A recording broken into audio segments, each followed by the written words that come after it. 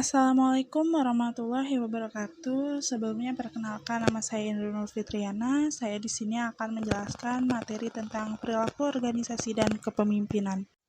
Definisi kepemimpinan menurut George R. Terry dalam Sedarmayanti menjelaskan, kepemimpinan adalah keseluruhan aktivitas atau kegiatan orang lain untuk mempengaruhi kemauan orang lain untuk mencapai tujuan bersama.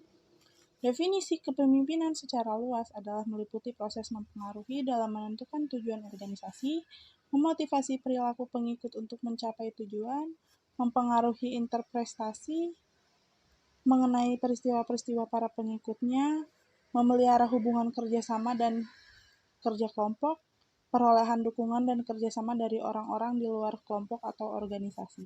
Selanjutnya ada teori-teori kepemimpinan.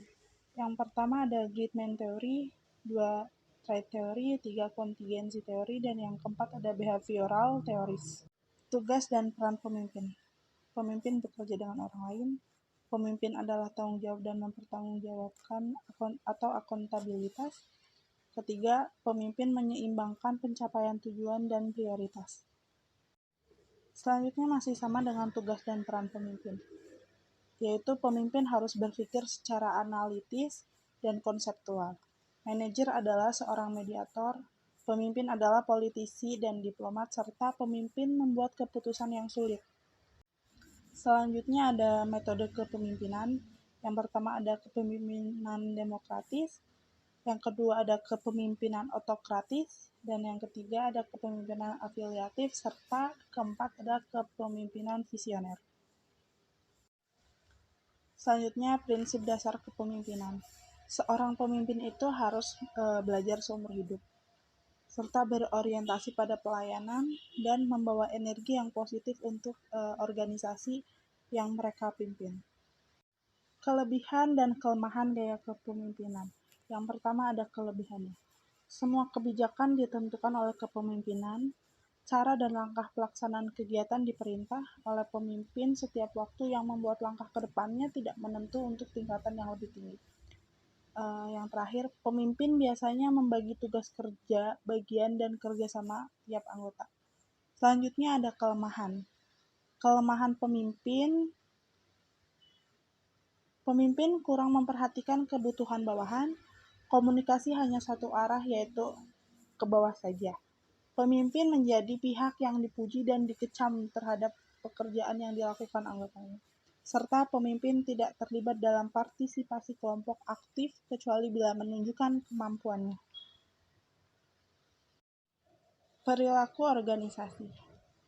Studi tersebut mencakup pembahasan tentang aspek yang ditimbulkan dari pengaruh organisasi terhadap manusia yang bekerja di dalamnya, juga aspek yang ditimbulkan dari pengaruh manusia terhadap organisasi di mana mereka berada. Tujuannya memperlancar upaya pencapaian tujuan organisasi, berfokus pada penjelasan tentang perilaku manusia dalam organisasi. Perilaku organisasi juga dikenal sebagai studi tentang organisasi. Studi ini adalah sebuah bidang telaah akademik khusus yang mempelajari organisasi dengan memanfaatkan metode-metode dari ekonomi, sosiologi, ilmu politik, antropologi, dan psikologi. Disiplin-disiplin lain yang terkait dengan studi ini adalah studi tentang sumber daya manusia dan psikologi industri serta perilaku organisasi. Lingkup perilaku organisasi itu ada 3. Yang pertama tingkatan individu, kedua tingkatan kelompok, dan ketiga tingkatan organisasi. Perilaku individu. Suatu pemahaman tentang perilaku individu bermula dari kajian mengenai kontribusi utama psikologis terhadap perilaku organisasi. Kontribusi ini dibagi dalam 4 konsep, yaitu sikap, kepribadian, persepsi, dan pembelajaran.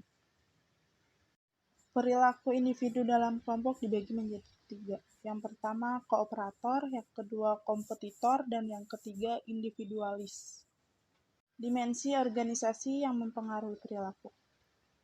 Ada formalisasi, spesialisasi, standarisasi, sentralisasi, hierarki kekuasaan atau otoritas, kompleksitas, profesionalisme, dan konfigurasi. Pendekatan terhadap perilaku organisasi. Yang pertama ada pemilik usaha, pendekatan melalui tingkat keuntungan. Yang kedua ada karyawan, pendekatannya melalui kepuasan kerja. Yang ketiga ada konsumen atau pelanggan, pendekatannya mereka melalui kepuasan pelanggan. Yang keempat ada pemberi pinjaman, pendekatannya melalui kredibilitas pengembalian. Yang kelima ada lingkungan atau komunitas, pendekatannya melalui sumbangan atau kontribusi. Selanjutnya ada supplier, pendekatannya melalui kelancaran transaksi atau pembayaran. Yang terakhir ada pemerintah. Pemerintah itu pendekatannya kita melalui kepatuhan terhadap hukum dan peraturan. Sekian pemaparan materi dari saya. Mohon maaf bila ada kekurangan kata dalam penyampaian materi tersebut. Wassalamualaikum warahmatullahi wabarakatuh.